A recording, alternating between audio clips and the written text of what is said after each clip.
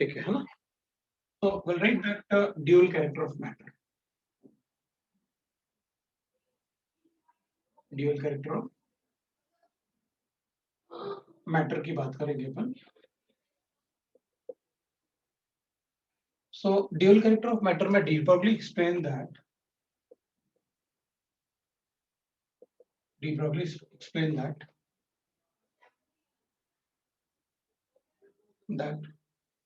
the microscopic particle, microscopic मतलब छोटे particles हैं.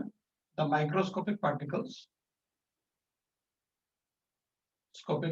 like electron, particle like electron, proton, neutron, dust particle, even dust particle etc. So even जो the dust particle होते हैं ना वो भी, ठीक है ना? So even अपन कहेंगे even dust particle etc.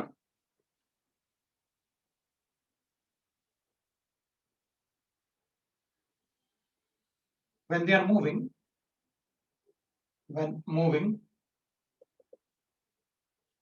is associated with particle as well as wave character. Particle as well as wave character. Correct.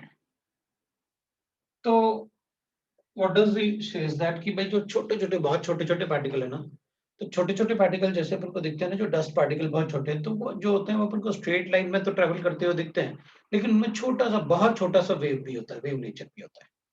जैसे-जैसे मास बढ़ेगा वेव नेचर कम होता जाता है. तो उसने पार्टिकल और वेव कैरेक्टर मतलब सभी मैटर पार्टिकल्स जब भी वो मूव करते हैं तो उनमें दो टाइप का कैरेक्टर होता है. पार्टिकल भी होता है, वेव भी होता है. तो अपन कहेंगे हम कभी भी किसी भी मूविंग मैटर में ये नहीं बता सकते कि उसका 100% वेव कैरेक्टर है या 100% पार्टिकल कैरेक्टर है. तो अपन ये नहीं बता सकते कि उसका 100% पार्टिकल कैरेक्टर या 100% वेव कैरेक्टर है. तो अपन क्या करेंगे, अपन बताएंगे कि भाई पार्टिकल कैरेक्टर और वेव कैरेक्टर जो होते हैं वो एक दूसरे से इनवर्स, वेव कैरेक्टर जो होता है ना वो एक दूसरे से इनवर्सली प्रोपोर्शनल होगा. कभी भी कोई भी मैटर अगर मूव कर रहा है तो उसमें पार्टिकल और वेव कैरेक्टर दोनों होंगे. लेकिन अगर मास बढ़ेगा तो पार्टिकल कैरेक्टर बहुत ज्यादा होगा और वेव कैरेक्टर बहुत कम होगा. तो अपन कभी भी ना, चाहे वो फोटोन ही क्यों ना हो, लाइट क्यों ना हो, क्योंकि अपन ने फोटोन से भी तो फोटो इलेक्ट्रिक इफेक्ट पढ़ा. भाई फोटो इलेक्ट्रिक इफेक्ट में क्या किया अपन ने, लाइट को फॉल करवाया और इलेक्ट्रॉन को लिफ्ट करवाया. इलेक्ट्रॉन में तो मास होता है, अगर उसको लाइट से लिफ्ट करवा सकते हैं मतलब लाइट में ऑब्वियस सी बात है उसमें फ्रीक्वेंसी, जो फोटोन था उसमें इतनी फ्रीक्वेंसी थी कि वो इलेक्ट्रॉन को इजेक्ट कर दिया. तो अपन कभी भी प्योर पार्टिकल कैरेक्टर और प्योर वेव कैरेक्टर की बात नहीं करेंगे. अपन कहेंगे देख भाई, अगर किसी में पार्टिकल कैरेक्टर ज्यादा है तो अपन कहेंगे वेव कैरेक्टर उसमें कम हो जाएगा. तो अपन उसको ऐसे लिख देते हैं, particle character and wave character are inversely proportional. ठीक है, अगर किसी में पार्टिकल कैरेक्टर ज्यादा होगा तो अपन वेव कैरेक्टर कम बता देंगे और वेव कैरेक्टर ज्यादा होगा तो पार्टिकल कैरेक्टर कम बता देंगे.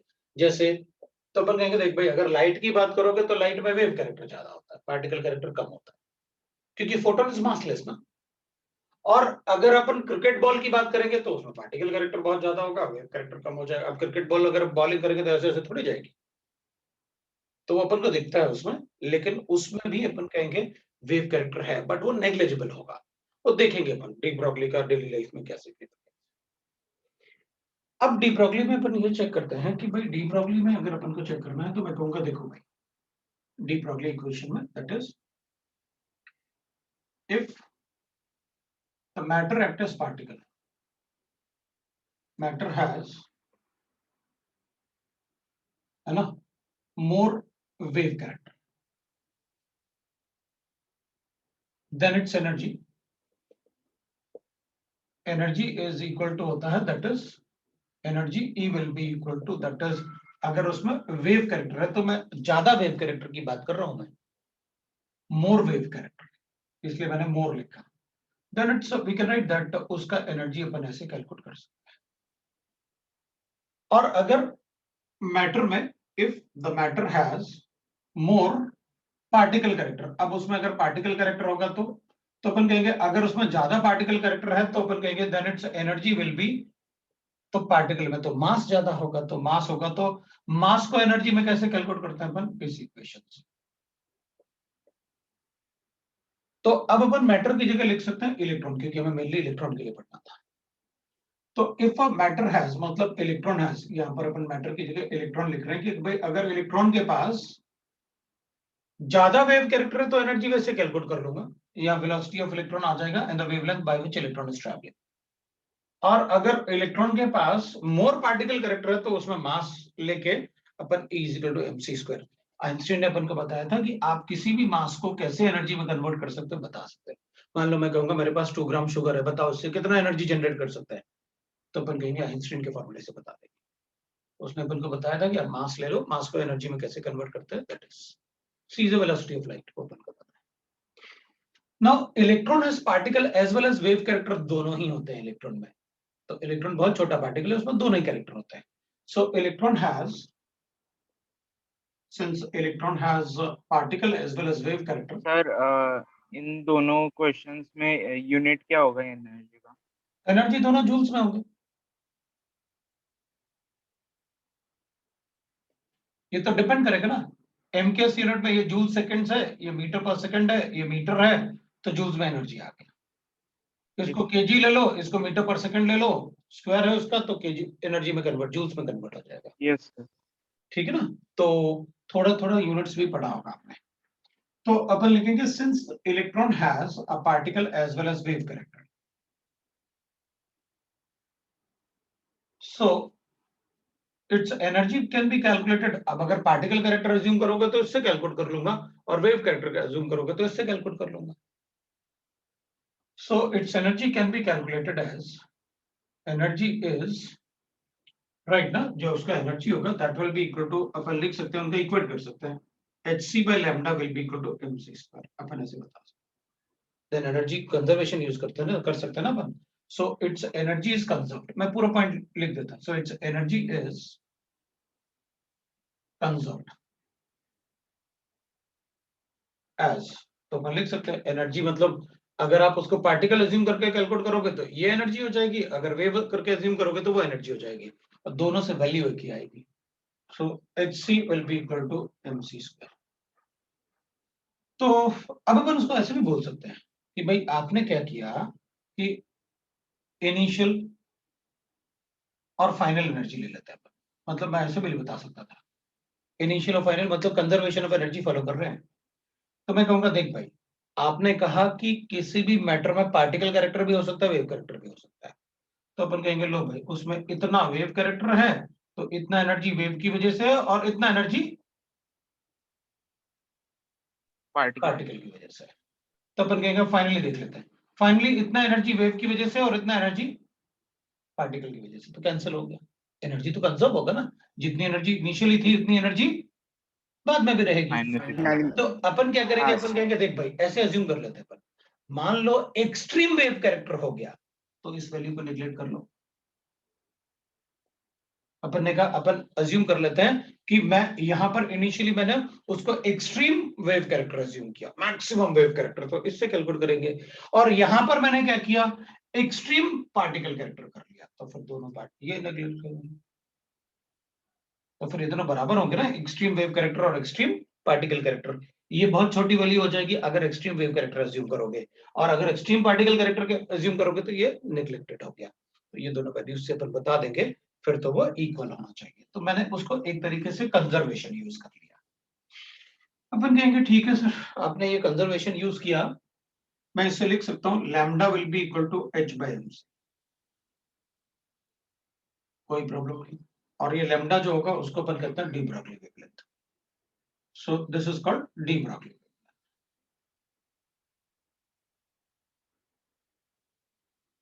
वेवलेंथ। अब अपन कहेंगे ठीक है भाई वेवलेंथ डी ब्रॉगली वेवलेंथ है, यहां पर अपन को कुछ भी नहीं बताने की जरूरत है इसमें कि भाई सर m वो क्या है। mc स्क्वायर होगा ना? कहां पर, ये वाला, हाँ सर। ये मैंने अच्छा हाँ सर, सी कट हो गया ना, हाँ सर हाँ। अब ना मैं उसको काटना नहीं चाहता था कि कोई कंफ्यूजन नहीं होना चाहिए। ठीक है, चलो ठीक है।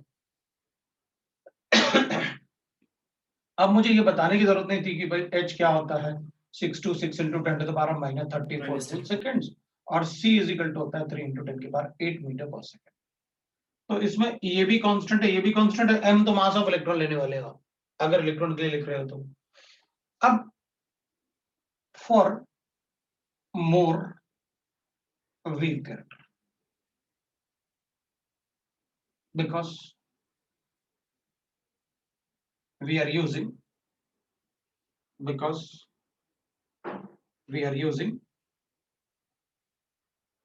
velocity of light। ठीक भाई, इस इक्वेशन में बस डी ब्रॉगली वेवलेंथ है वो करेक्ट है, ठीक है, अपन को कोई प्रॉब्लम नहीं। लेकिन डी ब्रॉगली वेवलेंथ जो होता है वो मोर पार्टिकल कैरेक्टर के लिए होता है।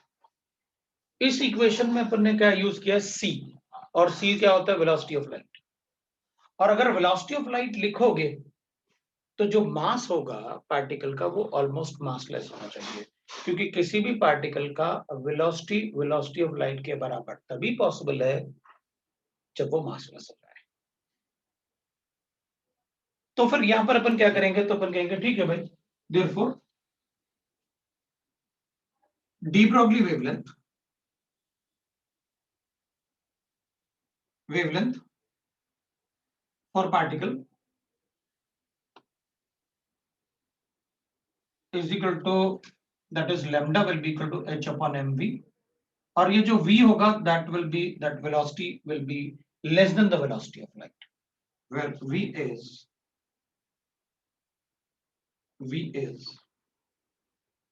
लेस देन c, सर इसके लिए वेलोसिटी दी जाएगी ना क्वेश्चन? वेलोसिटी ऑफ पार्टिकल, बिल्कुल ऑफ पार्टिकल मैं बताऊंगा, अभी अभी क्वेश्चन भी सॉल्व करके देखेंगे अपन तो। वेलोसिटी ऑफ पार्टिकल, तो अपन कहेंगे ठीक है भाई, एक बार मतलब अगर ये डी ब्रॉगली वेवलेंथ है तो अपन चेक कर लेते हैं कि इसका डेली लाइफ में क्या सिग्निफिकेंस है वो देख लेते हैं। ठीक है, हमें पता चल गया, if I have to calculate the de Broglie wavelength और वेवलेंथ ऑफ अ पार्टिकल, तो m is the mass of particle, v is the velocity of particle, h Planck constant है, wavelength lambda will be the wavelength। अब अपन मान लो assume कर लेते हैं भाई, ठीक है, मुझे ये पता चल गया कि wavelength will be inversely proportional to mass. अगर मास बढ़ेगा तो वेवलेंथ छोटा होगा, इवन वेलोसिटी भी बढ़ेगी तो भी वेवलेंथ छोटा होगा। मास बढ़ेगा तो भी वेवलेंथ छोटा होगा और वेलोसिटी बढ़ेगी तो भी वेवलेंथ छोटा होगा। तो मैं इसको ऐसे भी लिख सकता हूं, lambda will be equal to h upon momentum. p is a momentum, we know that m into v ना, mv Yes, sir. वो अपन को पता है मोमेंटम।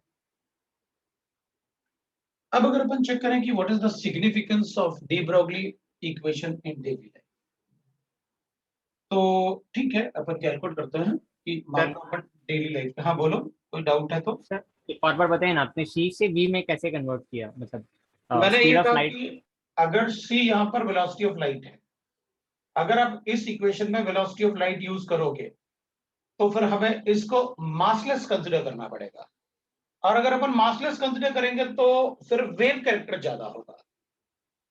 तो अगर मुझे पार्टिकल कैरेक्टर ज्यादा रखना है तो मैटर के लिए, तो अपन कहेंगे भाई देखो मैटर के लिए आपको मास बढ़ाना होगा, मास बढ़ाओगे तो फिर वेलोसिटी ऑफ लाइट के बराबर नहीं होगी, क्योंकि अगर आप मास बढ़ाओगे तो उसका हैवी वेट होगा, और वेट होगा तो वो पार्टिकल कैरेक्टर ज्यादा होगा, और पार्टिकल की velocity, particle will not be the massless, तो उसकी वेलोसिटी लाइट की वेलोसिटी से छोटी होगी। Okay sir. तो अपन ने रिप्लेस कर लिया, चलो भाई ठीक है रिप्लेस कर लेते हैं। अब सिग्निफिकेंस इन डेली लाइफ देख लेते हैं, इन डेली लाइफ चलो देखते हैं। तो अपन को मोस्टली क्वेश्चन कैसे मिलेगा वो बता, वैसे मोस्टली जो सिग्निफिकेंस अपन पढ़ रहे हैं ना इसी से क्वेश्चन बना के वो अपन से पूछ लेते हैं एग्जाम में भी, इवन चाहे मेंस हो या एडवांस हो कोई भी exam. Calculate the de Broglie wavelength, the de Broglie wavelength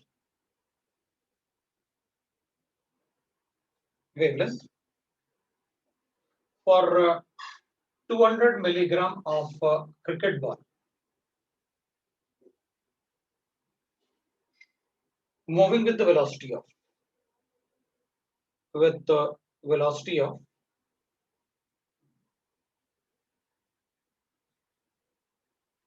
66 meter per second. 66 metre भी बहुत ज्यादा होता है पर सेकंड। तो अपन कहेंगे ठीक है सर, आप आंसर लिख लेते हैं। आपने मुझे मास दे दिया, m will be equal to 0.2 kg, क्योंकि मैं सारे कैलकुलेशन केस में करता हूँ।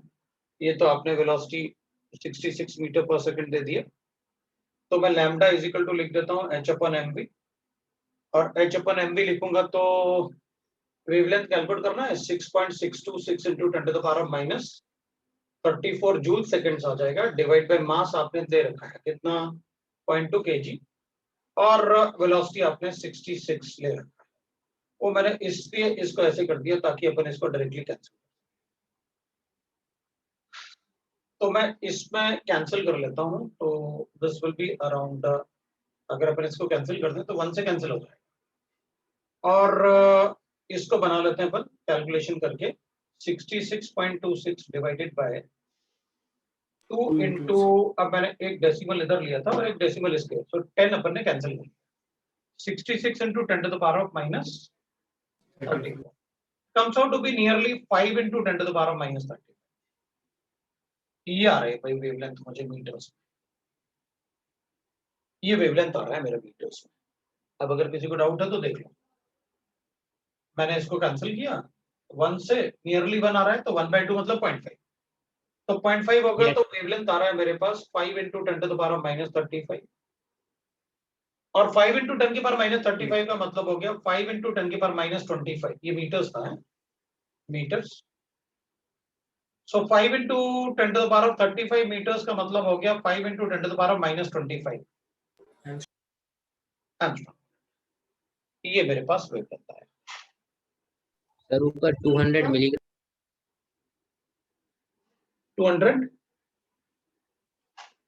200 मिलीग्राम को सर कर लिया ना, ये मास किया था ना केजी में 200 ग्राम को, अच्छा मिलीग्राम दे रखा है अपन ने, मुझे लगा ग्राम है। चलेगा चलेगा चलेगा, मिलीग्राम लिखा तो कोई बात नहीं, अपन इसको केजी में कन्वर्ट करने के लिए एक बार ये किया अपन ने, और एक बार और 10 की पावर 3 से इसको डिवाइड करेंगे, सो 10 की पावर 3 से डिवाइड करेंगे मतलब ऊपर 10 की पावर 3 और छोटा हो जाएगा, इसलिए अपन ग्राम ही कर लेते हैं इसको, ये तो और भी छोटा हो जाएगा ना, मिलीग्राम तो बहुत छोटा हो जाएगा। चलो लो, अपन ने ग्राम कर दिया उसको, क्योंकि मैंने ग्राम लेके तभी तो वो मास वैसे लिख दिया मैंने, तो मेरे दिमाग में वही चल रहा था कि मैंने ग्राम दिया, तो मैंने उसको देखा भी नहीं है, इसे शुरू हो गया। तो ये वेवलेंथ ना पता क्या है, 1 angstrom unit is equal to होता है 10⁻⁻10 मीटर्स। अपन मैक्सिमम जो कैलकुलेशन कर सकते हैं वो ये कर सकते हैं, इससे छोटा तो कैलकुलेशन भी नहीं कर पाएंगे। मतलब आप मुझसे ये कह रहे हो कि 10 की पावर मैक्सिमम अपन कैलकुलेशन कर पाएंगे, तो ये कर पाएंगे, और ये क्या है -25 मतलब -30 मतलब इस वेलोसिटी का कोई सिग्निफिकेंस, भाई हम जब वो वेलोसिटी कैलकुलेट कर ही नहीं सकते तो उसका क्या सिग्निफिकेंस है हमारे लाइफ में, कुछ भी नहीं। मतलब ये इतना छोटा वैल्यू है, मतलब अगर क्रिकेट बॉल को मैं फेंकूंगा तो उसमें जो वेव एसोसिएटेड होगा ना, वो इतना छोटा है कि वो उसका कोई सिग्निफिकेंस नहीं है, इसलिए कैलकुलेट नहीं कर। तो अपन कहेंगे अच्छा ठीक है कोई बात नहीं, आप उसको फेंक रहे हो तो उसमें कोई सिग्निफिकेंस नहीं है। अब आप ये बताओ, अगर मान लो मैंने ऐसे किया, मेरे पास एक क्वेश्चन है, calculate the de Broglie wavelength, ये क्वेश्चन है, the de Broglie wavelength associated with for electron moving with the velocity of इसको अपन ले लेते हैं 66 मीटर पर सेकंड। तो अपन कहेंगे ठीक है, आप ये बताओ कि इससे लैम्डा कैलकुलेट करो, कितना आएगा, lambda is equal to h/mv, h कितना हो गया 6.626 into 10⁻⁻34, m is mass of electron, क्योंकि इस बार आपने हमें इलेक्ट्रॉन दिया, तो मास ऑफ इलेक्ट्रॉन होगा 9.1 इंटू 10⁻31 मल्टीप्लाई बाय वेलोसिटी कितना दे रखा है 66। तो अपन इसको कैसे कर ले, 66.26 divide by 91 multiply by 66 into 10⁻⁻34, मैं इसको कैंसिल कर, अब अपन इसको क्या करेंगे ना 100 बना लेते हैं। तो 100/91 का मतलब हो गया that will be equal to कितना आ जाएगा अपने अपन, ये तो कैंसिल अभी किया ही नहीं ना उसको, 10⁻31 भी है अपने पास, इसको कैंसिल किया तो 10⁻³ बचा। अब अपन लिखते हैं 1/91 है मेरे पास और मल्टीप्लाई बाय 10⁻³ बचा। 1/91 का मतलब हो गया कि 100/91 मल्टीप्लाई बाय 10⁻5। माइनस ही है। लो भाई माइनस ही। तो अब अपन कहेंगे ये तो अगर अपन कैंसिल करें तो it will be equal to 1.9090 मतलब 0501 के आसपास है, 09 के आसपास इंटू 10⁻। अब इतना आया तो अपन इसको ऐसे लिख देंगे, इसको अगर अपन कहेंगे तो ये तो अच्छा खासा एंगस्ट्रॉम यूनिट आ रहा है ना, मतलब ये तो काफी बड़ा आ रहा है ना, तो -10 अपन 10⁻⁵ मतलब 10,000 एंगस्ट्रॉम यूनिट के आसपास आ रहा है। तो 10⁻⁻10 होता तो अपन को पता है उसमें 10⁻5 को और डिवाइड करेंगे अपन, तो 10,000 एंगस्ट्रॉम यूनिट आ रहा है, ये तो बड़ा अच्छे से कैलकुलेट कर सकते हैं। सर वो 91 लिया तो -32 होगा ना, 9.1 को कन्वर्ट किया तो। कर लो यार, अबे उधर 6.6 को भी तो किया था, ये दोनों उड़ा दिए थे ना। अच्छा नहीं, मैंने 6.6 लिया ना सर। तो क्या हो गया, सब कुछ ठीक तो है? हाँ सर करेक्ट है। हाँ तो ठीक है ना। अरे मतलब मैंने देखो जब मुझे लगता है ना कि गड़बड़ कर दिया होगा तो मैं तुरंत देख लेता हूँ और वो पता चल जाता है मुझे, अभी कोई गड़बड़ नहीं है, मैंने चेक कर लिया था। अपन क्या करेंगे ना बेटा इसमें कि भाई ये तो 10,000 एंगस्ट्रॉम यूनिट आ रहा है, हम तो बहुत छोटा एंगस्ट्रॉम यूनिट भी कैलकुलेट कर सकते हैं, तो 10,000 है, बहुत आराम से कैलकुलेट कर लूंगा। इसका मतलब क्या हुआ, de Broglie wavelength material particle के लिए तो है, मैटर के लिए तो है, लेकिन वो मैटर बहुत छोटा होना चाहिए। Electron, proton, neutron, dust particle जैसे, वो ऐसे बड़ा नहीं होना चाहिए क्रिकेट बॉल जैसे। तो इसका मतलब है डी ब्रोगली वेवलेंथ बहुत छोटे पार्टिकल्स के लिए एप्लीकेबल है, डेली लाइफ में उसका कोई सिग्निफिकेंस नहीं होगा। भाई डेली लाइफ में अपन ऐसे कोई पार्टिकल से डील नहीं करते जिसको मतलब वो बहुत छोटा हो, इलेक्ट्रॉन जैसे पार्टिकल्स हो, उनसे डील नहीं करते, ना डस्ट पार्टिकल से डील करते।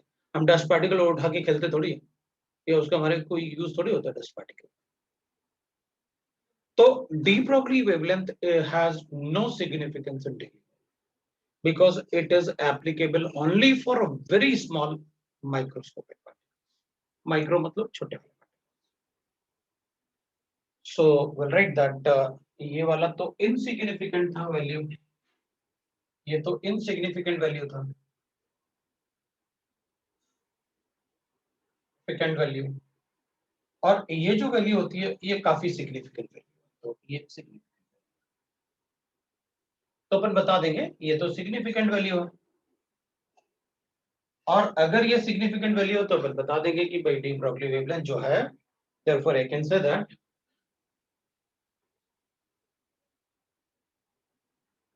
De Broglie wavelength has no significance in daily life.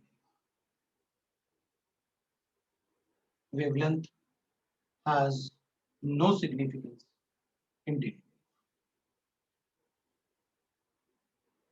No significance in daily life.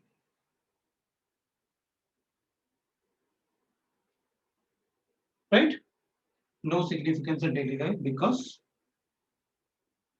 it is only applicable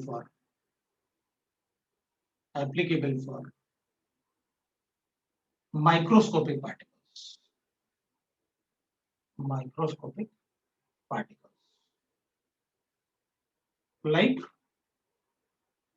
electron, proton, neutron, etc. Dust particle जिसका मास बहुत कम, क्योंकि मास अगर कम होगा तो ही तो वेवलेंथ ज्यादा होगा, तो इनवर्सली प्रोपोर्शनल ले लेंगे ना पर मास से भी हो velocity.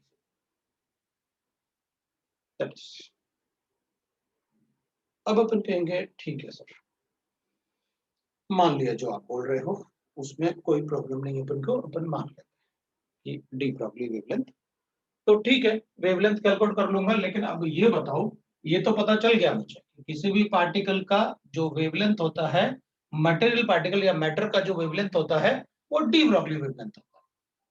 What is the application? मतलब हम एटॉमिक स्ट्रक्चर में क्यों पढ़ रहे थे इसको?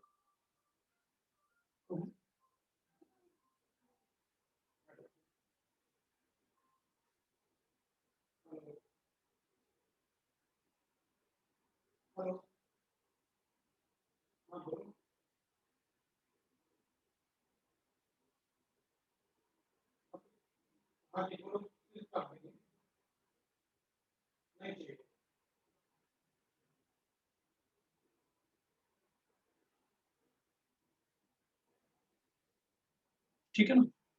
तो अपन कहेंगे ठीक है सर, अब ये तो सब ठीक है, हमें पता चल गया कोई भी पार्टिकल मूव कर रहा होगा तो पार्टिकल अगर उसमें अच्छा खासा मास है तो उसका जो वेवलेंथ होगा वो de Broglie. But atomic structure में ये अपन क्यों पढ़ रहे हैं, ये तो बता दो, हमें एटॉमिक स्ट्रक्चर में क्यों पढ़ना पड़ा? तो अपन कहेंगे इसमें एप्लीकेशन देखते हैं ना।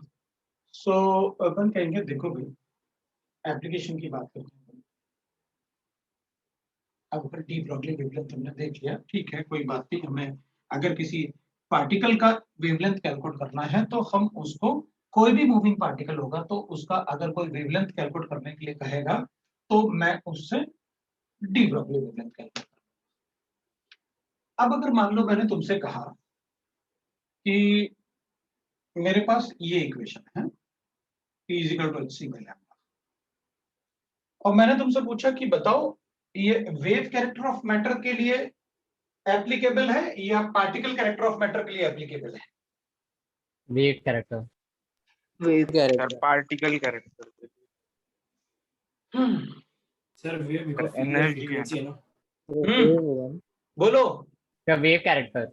अभी अभी चिल्ला चिल्ला के लिखा था ना उधर कि कभी भी कोई भी एप्लीकेशन, कोई भी इक्वेशन 100% वेव कैरेक्टर या 100% पार्टिकल कैरेक्टर को एक्सप्लेन नहीं कर नहीं हो सकते। सकता। हमेशा इनवर्सली प्रोपोर्शनल। मतलब अगर कोई पूछेगा कि पार्टिकल कैरेक्टर या वेव कैरेक्टर, तो कहूंगा दोनों। तो कहेंगे वेलोसिटी ऑफ लाइट क्यों यूज किया आपने? तो अपन कहेंगे हाँ वेलोसिटी ऑफ लाइट है इसलिए तो मोर वेव कैरेक्टर बोल रहा हूं। लिखा था ना आपने, more wave character is energy is calculated like this. इसलिए कभी भी किसी भी इक्वेशन को, कभी भी किसी भी इक्वेशन को 100% पार्टिकल और 100% वेव कैरेक्टर नहीं बताना। Okay sir. हाँ बोलो, बोलो बेटा, कोई कुछ बोल रहा था। हाँ सर समझ गए। अच्छा नहीं, कुछ बोल रहा था कोई, मैंने सोचा कोई बोल रहा है कुछ, तो मैं रुक गया था। अच्छा देख, एक अपन एप्लीकेशन पढ़ते हैं इलेक्ट्रॉन से related, de Broglie wavelength related, that is related to the electron in the atom. तो अपन क्या करेंगे, अपन लिखेंगे, देखो भाई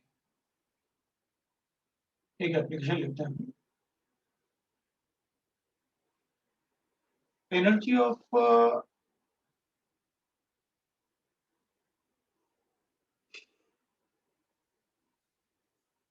मूविंग पार्टिकल।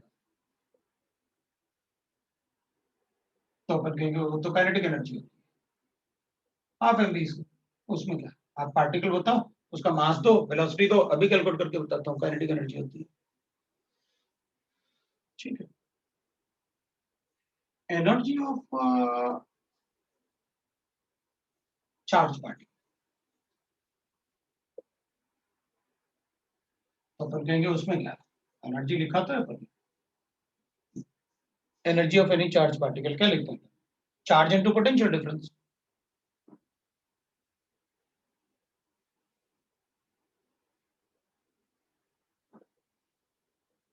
ये लिखते हैं। सो मैं E इज इक्वल टू होता है पोटेंशियल डिफरेंस, मतलब मैं इसको लिख सकता हूँ therefore E will be equal to Q into V कर देते हैं अपन।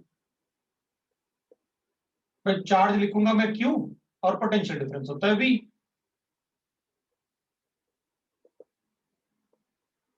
कैपिटल V से डिनोट कर देते हैं उसको। तो मैं लिख लूंगा, अब अगर अपन इलेक्ट्रॉन की बात करेंगे तो चार्ज इलेक्ट्रॉन का हो जाएगा और पोटेंशियल डिफरेंस उसका V हो जाएगा, that will be the energy. तो अपन कहेंगे देखो सर इलेक्ट्रॉन तो मूविंग चार्ज पार्टिकल है, since electron is a moving charge particle, electron is a moving charge particle, so by law of conservation of energy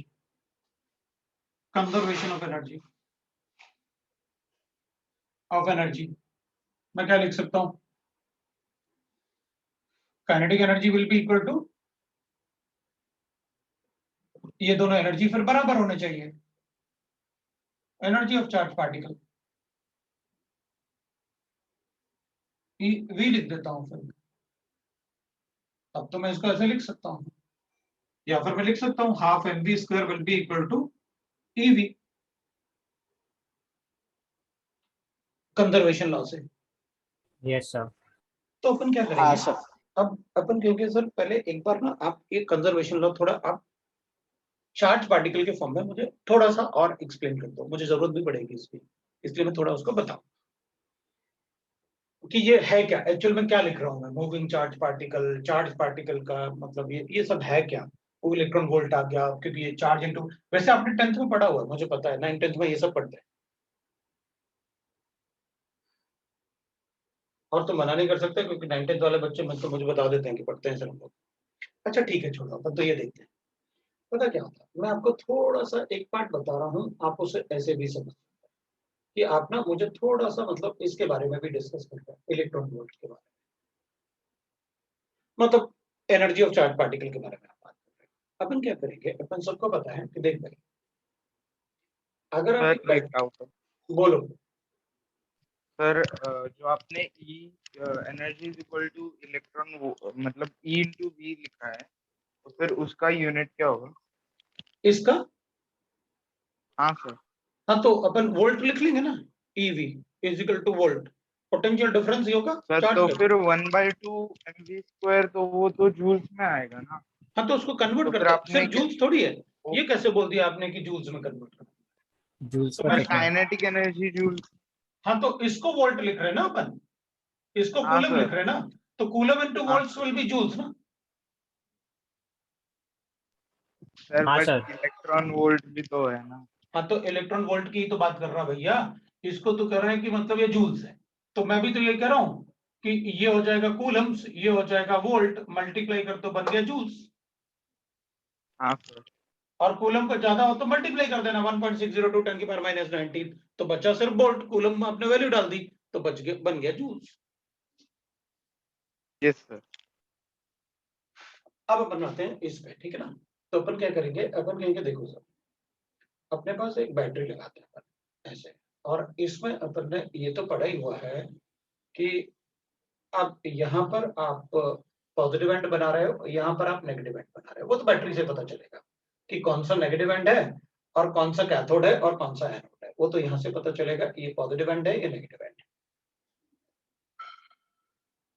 हम सबको पता है कि व्हाट वी डू, कि हमेशा चार्ज जो फ्लो करता है वो लोअर पोटेंशियल से हायर पोटेंशियल पे फ्लो करता है, हाँ जी भाई पता है ना अपन को, तो हाँ इलेक्ट्रॉन जो सर। है वो इससे निकल के इसकी तरफ आएगा। अब मैंने वेव इसलिए बना दिया कि इसमें वेव कैरेक्टर होगा, अपन को पता है इलेक्ट्रॉन बहुत छोटा होता है, उसमें वेव कैरेक्टर भी होता है, तो अपन कहेंगे इलेक्ट्रॉन यहां से निकल के यहां आएगा, यहां पर आएगा, तो अपन कहेंगे देखो भाई यहां पर जो बैटरी है ना, इस बैटरी में मैं वोल्टेज अप्लाई करूंगा, तो मैंने अज्यूम कर लिया कि यहां पर मैंने 1 वोल्ट का एनर्जी लगा दिया। अब एक बात ध्यान रखना, मैं उसको 1 वोल्ट भी बोल सकता हूं या फिर मैं उसको एनर्जी के फॉर्म में 1 इलेक्ट्रॉन वोल्ट भी बोल सकता हूं, या तो मैं 1 वोल्ट बोलूंगा, और अगर 1 वोल्ट मतलब 1 पोटेंशियल डिफरेंस, पोटेंशियल डिफरेंस मतलब इन दोनों में जो डिफरेंस है वो कितने 1 पोटेंशियल का है, उस 1 वोल्ट का डिफरेंस है जिससे वो इलेक्ट्रॉन को पुल करेगा, ये लोअर पोटेंशियल से हायर यस। पोटेंशियल की तरफ उसको पुल कर रहा है, राइट। हाँ सर। अब अपन क्या करेंगे, अपन कहेंगे देखो सर यहां पर अपन क्या करेंगे, जो आप यहाँ कैलकुलेशन करोगे ना, आपको पता है electron is a moving charge particle है ना, तो अपन यहाँ पर कंजर्वेशन लॉ हाँ फॉलो करते हैं। अब अपन यहाँ पर कंजर्वेशन लॉ फॉलो करते हैं, कैसे, आप बताओ यहाँ पर काइनेटिक एनर्जी कितना होगा, ये इनिशियल स्टेट हो क्या, जब इलेक्ट्रॉन यहां से निकलने वाला था लोअर पोटेंशियल से, और ये मेरे लिए फाइनल स्टेट हो गया जब इलेक्ट्रॉन इसके पास आया। अब मुझे ये बताने की जरूरत नहीं है किसी को कि अगर मेरे पास एक पॉजिटिव चार्ज है और दूसरा पॉजिटिव चार्ज है, अगर इस पॉजिटिव चार्ज को इसकी तरफ लेके जाऊंगा तो जैसे जैसे ये पॉजिटिव चार्ज उसकी तरफ जाएगा इसका वेलोसिटी डिक्रीज होता जाएगा। Yes sir. हाँ सर। नेगेटिव चार्ज के साथ भी यही होगा क्योंकि सेम चार्ज में रिपल्शन होता है। यस सर, रिपल्शन होता है। लेकिन अगर एक पॉजिटिव चार्ज है और दूसरा नेगेटिव चार्ज है तो जैसे जैसे ये इसकी तरफ जाएगा इसकी वेलोसिटी बढ़ती जाएगी, हाँ सर। क्योंकि पॉजिटिव और नेगेटिव में हमेशा अट्रैक्शन होता है।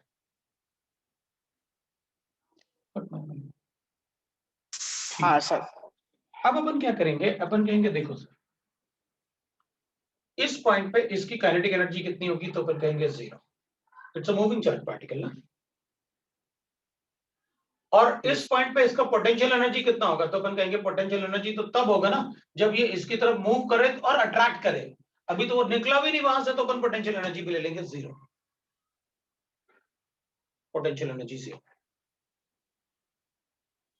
तो अपन कहेंगे अच्छा ठीक है, अभी निकलेगा तो अपन पोटेंशियल एनर्जी बताएंगे ना। इधर काइनेटिक एनर्जी, तो अपन कहेंगे देखो सर इधर kinetic energy will B maximum. क्यों? क्योंकि ये नेगेटिव चार्ज जितना ज्यादा पास होगा ना पॉजिटिव चार्ज के ये नेगेटिव चार्ज जो इलेक्ट्रॉन है ना, जितना ज्यादा पास होगा उतना ज्यादा काइनेटिक एनर्जी होगी उसकी। तो यहां पर काइनेटिक एनर्जी तो मैक्सिमम होगा, हाफ mv स्क्वायर। और यहां पर पोटेंशियल एनर्जी, तो अपन कहेंगे पोटेंशियल एनर्जी होता है Q into V। तो अपन कहेंगे potential energy will be between the two charged particles ना, so that will be equal to that Q into V, so that will be E into V हो जाएगा। That is a potential energy for this। अब अपन कहेंगे देखो sir ये potential energy जो है ना, क्योंकि अगर एक नेगेटिव चार्ज पॉजिटिव चार्ज की तरफ आएगा तो बताओ इसमें अट्रैक्शन होगा या रिपल्शन होगा? अट्रैक्शन। अट्रैक्शन के लिए पोटेंशियल एनर्जी का साइन क्या होता है? माइनस, डिक्रीज होगा। ये मैंने पहले आपको बताया क्या? हाँ सर, बताया। लिखवाया। हाँ सर। आपने लिखवाया है कि पोटेंशियल एनर्जी का साइन अट्रैक्शन के लिए पॉजिटिव, अट्रैक्शन के लिए नेगेटिव होगा और रिपल्शन के लिए पॉजिटिव होगा। तो पहले अपन रदरफोर्ड एप्लीकेशन से पढ़ते आ रहे हैं। हाँ सर। अब अपन क्या करेंगे, ये फाइनल वैल्यूज है, मतलब अपन कंजर्वेशन लॉ फॉलो कर लेते हैं। अगर मैं कंजर्वेशन लॉ फॉलो करूंगा ऑफ एनर्जी तो मुझे क्या मिलेगा कि kinetic energy plus potential energy initially क्या था, और kinetic energy plus potential energy finally क्या है अपने पास।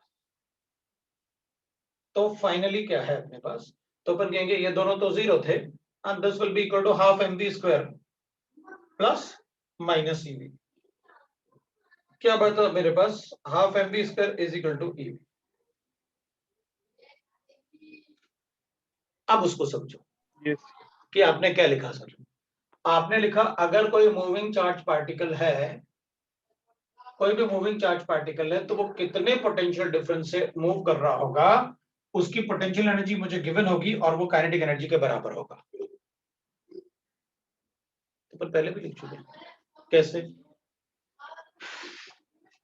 अपन ने हमेशा पोटेंशियल एनर्जी और काइनेटिक एनर्जी को टोटल एनर्जी से कोरिलेट किया ना। अपन को पता है ना total energy is equal to minus of kinetic energy होता है और total energy is equal to half of potential energy होता है। लिखा ना अपन ने? हाँ सर। हाँ सर। तो बिल्कुल अपन काइनेटिक एनर्जी और पोटेंशियल एनर्जी यहाँ पर कोरिलेट कर सकते हैं। अपन ये बोल रहे हैं कि अगर इलेक्ट्रॉन एक मूविंग चार्ज पार्टिकल है तो उसका मूविंग पार्टिकल है तो ये एनर्जी हुई, और चार्ज पार्टिकल है तो चार्ज इनटू पोटेंशियल डिफरेंस उसकी एनर्जी कैलकुलेट कर सकते हैं। वो लिखा है मेरे ख्याल से अपन किसी को डाउट नहीं कि आपने मुझे ये बताया है कि मूविंग चार्ज पार्टिकल का मतलब एनर्जी कंजर्वेशन कैसे यूज करते हैं, वो मैंने आपको बता दिया। अपन कहेंगे ठीक है सर हाफ mv स्क्वायर है मेरे पास, ये इक्वेशन है मेरे पास। अब इसमें मुझे आप एक बात तो मुझे साफ साफ दिख रहा है कि अगर मैं ये वोल्टेज है पोटेंशियल मतलब यहाँ पर v वोल्ट था, v जो है वो पोटेंशियल डिफरेंस है जो अपन ने अप्लाई किया यहाँ पर। तो अपन कहेंगे ये तो साफ साफ दिख रहा है कि अगर पोटेंशियल ज्यादा अप्लाई करूंगा, मतलब यहां अगर ज्यादा वोल्टेज अप्लाई करूंगा ना, तो एनोड इलेक्ट्रॉन को उतना ही ज्यादा वोल्टेज से पुल करेगा। तो एनोड उसमें इलेक्ट्रॉन की वेलोसिटी क्या हो जाएगी, बढ़ जाएगी। तो velocity will be directly proportional to the potential apply. आप जितना ज्यादा इधर वोल्टेज अप्लाई करोगे, इस बैटरी में वोल्टेज होगा, ये वोल्टेज उतना ही ज्यादा स्पीड से इलेक्ट्रॉन को अपनी तरफ पुल करेगा। हाँ, तो होना ही चाहिए, वो तो आ ही रहेगा। अपन क्या चाहते हैं, हम इलेक्ट्रॉन को पार्टिकल अज्यूम कर रहे हैं। Since electron is a particle, so its wavelength is, क्या अज्यूम करें भाई, wavelength is equal to H by M. Lambda is equal to H अपन एम भी ले लूं, यस सर। तो फिर लो भाई, हो गया अपने पास M B is equal to H upon lambda, दोनों तरफ स्क्वायर कर लेता हूं, लिख सकते हैं ना अपन, और मैं ऐसे भी लिख सकता हूं,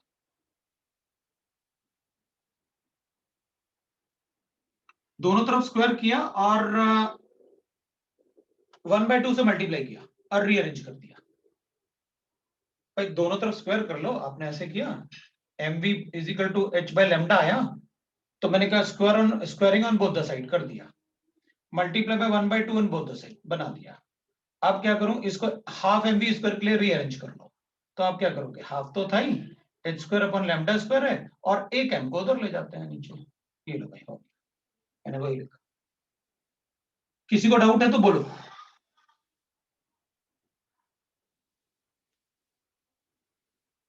किसी को डाउट है तो बोलो। तो अगर मुझे ये बताना है, अब एक इक्वेशन मेरे पास ये है, तो मैं इससे ये बता सकता हूं कि kinetic energy will be equal to half H square upon M lambda square.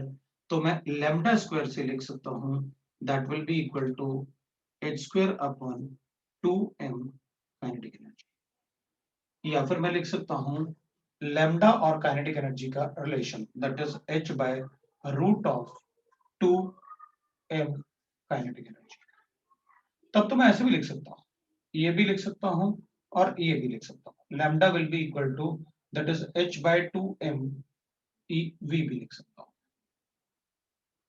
ऐसे भी लिख सकता हूं, डिपेंडिंग ऑन द यूनिट, इनके वैल्यूज अपन लैम्डा को यूनिट दे देंगे। तो इतने सारे मतलब लिखने की जरूरत क्या है सर, तो आपने बता तो दिया था lambda is equal to 10 much. तो देखो मैंने आपको ये बताया था कि अगर वेवलेंथ बड़ा है तो वेलोसिटी ज्यादा होगा, वेलोसिटी कम होगा, वेवलेंथ बड़ा होगा तो वेलोसिटी छोटा होगा, तो इनवर्सली प्रोपोर्शनल थे।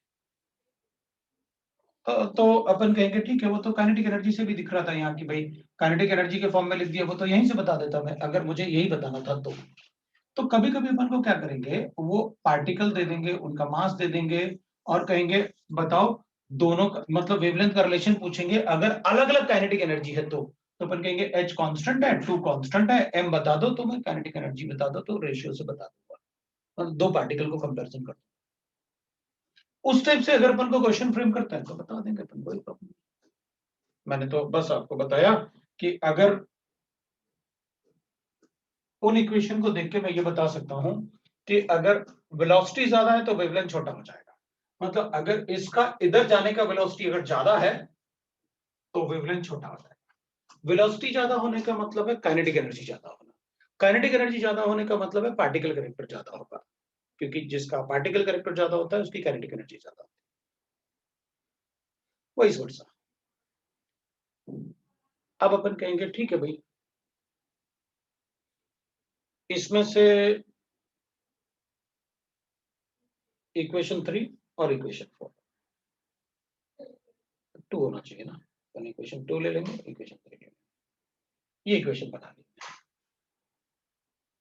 अब मैं क्या करूंगा ना, इसमें ऐसे कर लेता हूं, अगर मुझे इलेक्ट्रॉन के लिए वेवलेंथ बताना है तो मैं कहूंगा वेवलेंथ इलेक्ट्रॉन के लिए यहाँ पर लैम्डा लिखूंगा, और इलेक्ट्रॉन के लिए कैलकुलेट कर रहा हूँ, h कांस्टेंट है, 2 कांस्टेंट है, और m is mass of electron, e is the charge of electron.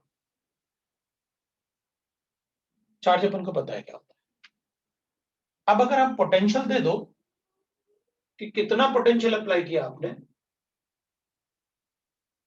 तो मैं कैलकुलेशन कर दूंगा।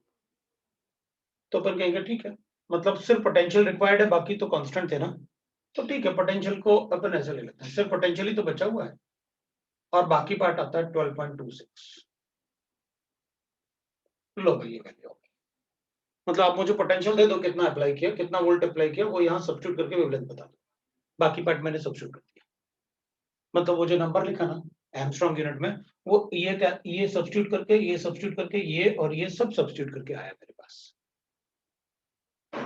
अच्छा, तो प्रोटॉन के लिए भी बता दो, मास ऑफ प्रोटॉन भी पता है अपन को, और इलेक्ट्रॉन ऑफ प्रोटॉन का मास तो एक जैसा होता है, तो प्रोटॉन के लिए लिख लेंगे अपन। लेकिन मास ऑफ प्रोटॉन ज्यादा होता है इलेक्ट्रॉन से, तो अपन कहेंगे कोई बात नहीं, तो अपन कहेंगे मास ऑफ प्रोटॉन अगर ज्यादा होता है तो प्रोटॉन के लिए हो जाएगा 0.286 divide by under root of ये पोटेंशियल डिफरेंस ऑफ प्रोटॉन के लिए बता दो डायरेक्टली। कभी कभी तो अपन को डायरेक्टली पूछ लेते हैं कि भाई अगर बताओ इलेक्ट्रॉन प्रोटॉन के लिए सेम वोल्टेज अगर अप्लाई किया तो what is the ratio of wavelength, यहीं से बता दूंगा।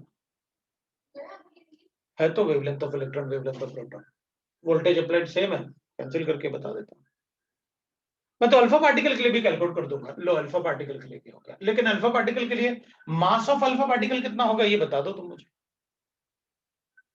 4 mass of alpha AMU particle होगा 4 into 1.6. AMU AMU।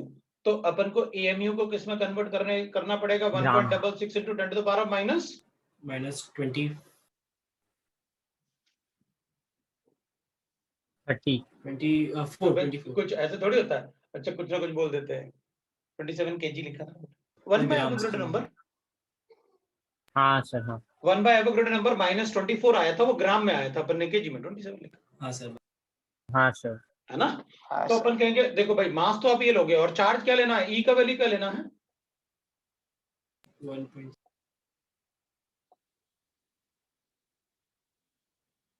Alpha particle क्या होता है, उस पर 2 चार्ज होते हैं ना, यस सर तो फिर अपन को 2e के बराबर चार्ज लेना पड़ेगा। ओके तो फिर अपने पास वैल्यू आ जाएगा ऐसे 1.10। अब वो ना कभी कभी क्या ना सर आपने तो डायरेक्टली बता दिया था, हमें पता ही नहीं था ये सब करना है, वो गड़बड़ हो जाएगा। तो इसलिए मैंने पहले आपसे पूछा कि आप क्या सब्स्टिट्यूट कर रहे हो वहां पर, उसके बाद अपन लिख लेते हैं भाई ये लो अल्फा पार्टिकल के लिए भी आ गया। तो इस टाइप से अपन डायरेक्टली बता सकते हैं। और इसमें एक पार्ट थोड़ा सा ध्यान रखना, क्योंकि अगर गलती करोगे अब तो अल्फा पार्टिकल में तो आपको ध्यान रखना ही है जो मैंने आपको बताया, अल्फा पार्टिकल को तो आपको ध्यान रखना ही रखना है। ये सारे इक्वेशन आपको मतलब आप डायरेक्टली याद होंगे तो अपन इजीली कैलकुलेशन कर लेंगे। अब पता क्या होता है इन इक्वेशन, जो अपन को इक्वेशन गिवन है ना, lambda electron is equal to आपने लिखा 12.26 divided by root of v। If potential difference is given,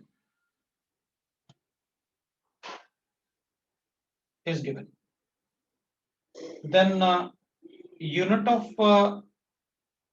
v is volt, वो अपन को वोल्ट गिवन है।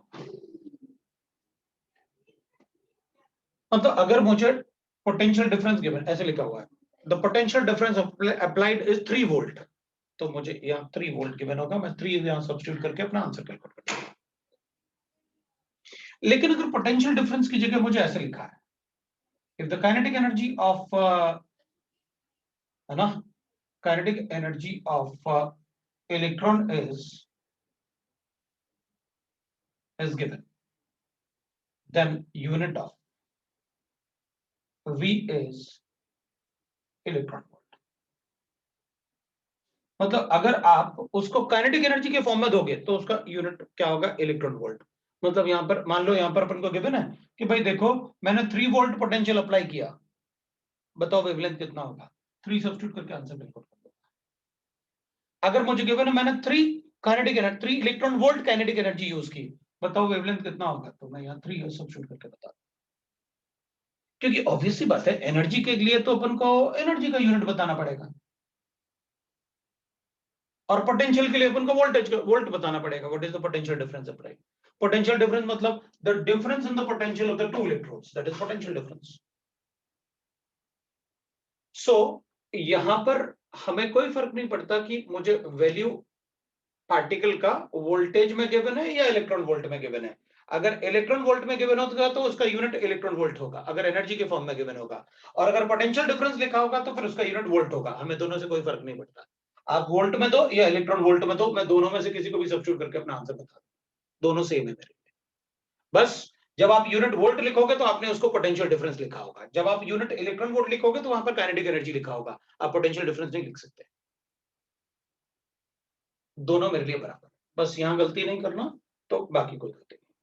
क्योंकि गलती क्या करोगे आप, यहां पर कंफ्यूज हो जाओगे, यार वोल्ट लिखा हुआ है क्या, वहां सब्स्टिट्यूट करूं, वोल्ट करूं इलेक्ट्रॉन वोल्ट, यहाँ इलेक्ट्रॉन वोल्ट लिखा हुआ है क्या सब्स्टिट्यूट करूं, तो उसमें कोई कंफ्यूजन नहीं। वहां पर इलेक्ट्रॉन वोल्ट गिवन है तो भी आप लिख लो, वोल्टेज गिवन है तो भी आप। चलो क्वेश्चन करते हैं इस एप्लीकेशन पे बेस्ड। लिखो एक question, calculate the de Broglie wavelength. Calculate the de Broglie wavelength of electron. Calculate the de Broglie wavelength of electron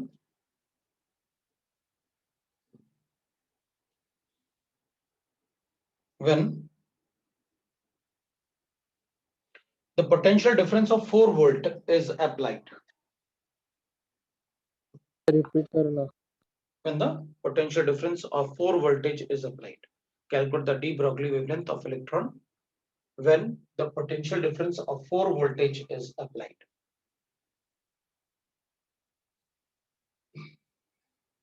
sir repeat करो ना। Calculate the de Broglie wavelength of electron when potential difference of 4 volt is applied. Sir 6.13 amps है। Yes, sir. Yes sir 6.13 हाँ angstrom. Sir, और wavelength half हो जाता है उसका। तो फिर मैं लिखूंगा calculate the de Broglie wavelength of electron. Calculate the de Broglie wavelength of electron when the kinetic energy associated with the electron is, when the kinetic energy associated with the electron is, when the kinetic energy associated with the electron is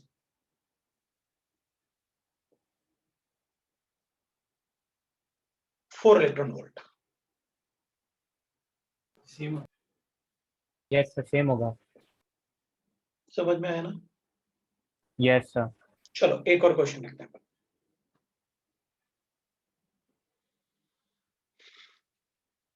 ठीक, अगर question में kinetic energy वगैरह पूछा है ना तो अपन सीधा इसी से बता देंगे। वेवलेंथ और काइनेटिक एनर्जी वगैरह कुछ ऐसे पूछा या वेलोसिटी और वेवलेंथ ऐसे कुछ पूछा, व्हाई इट इज सो, अपन को पता है इसको अपन काइनेटिक एनर्जी में कन्वर्ट कर सकते हैं ना, ये बनाया वेवलेंथ बताया यहीं से बता देंगे। हाँ, अगर अपन को वोल्टेज या काइनेटिक एनर्जी गिवन है तो अपन को डायरेक्टली कैलकुलेशन में इसमें बड़ा मजा आएगा। तो एक और क्वेश्चन पढ़ते हैं अपन, calculate the de Broglie wavelength for the electron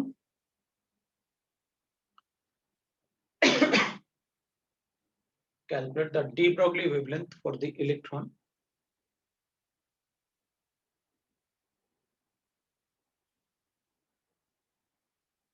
moving with the kinetic energy of 5 electron volt, moving with the kinetic energy of 5 electron volt and kinetic energy of 5 electron volt and the potential difference of 4 electron volt is further applied on it, and the potential difference of 4 electron volt is further applied on it.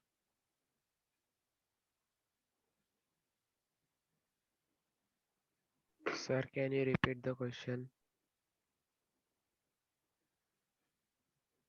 Sir last sentence last word क्या बोला था? मैंने कहा sir वो and the potential difference of 4 electron volt is further applied on it. पहले वाला sir वो sentence तो kinetic 4.667 एंगस्ट्रॉम। सही है। समझ में नहीं करना। अब रुक जाओ, मतलब बोल तूने जो आंसर बता रहा था वो सही है। अरे मतलब क्या था? Calculate the de Broglie wavelength of electron moving with the kinetic energy of 5 electron volt and if potential difference of 4 electron volt is further applied on it.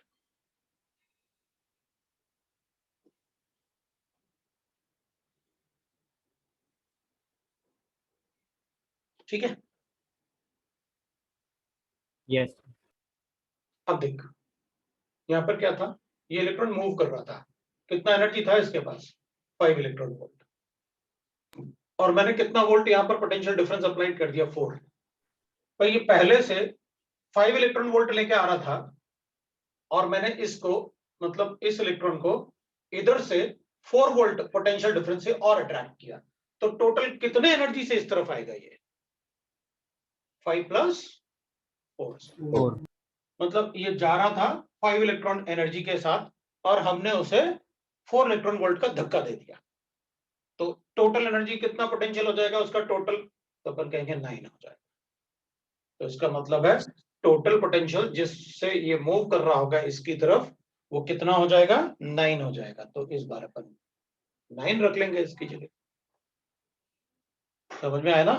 तो भाई ये मूविंग इलेक्ट्रॉन है। अब यहाँ से ये तो डायग्रामेटिकली दिख रहा है, जो मैंने आपको कहा कि भाई एक इलेक्ट्रॉन था जो कैथोड से एनोड की तरफ मूव कर रहा था, किस काइनेटिक एनर्जी से? 5 इलेक्ट्रॉन वोल्ट से। तो इतने काइनेटिक एनर्जी से ये मूव कर रहा था, और अपन ने कितना वोल्टेज यहाँ अप्लाई कर लिया?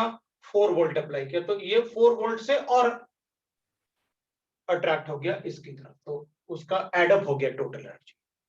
तो इतना एनर्जी से आ रहा था वेलोसिटी से, इससे अपन ने उसको और पुल किया, तो टोटल एनर्जी उसकी 9 हो गई।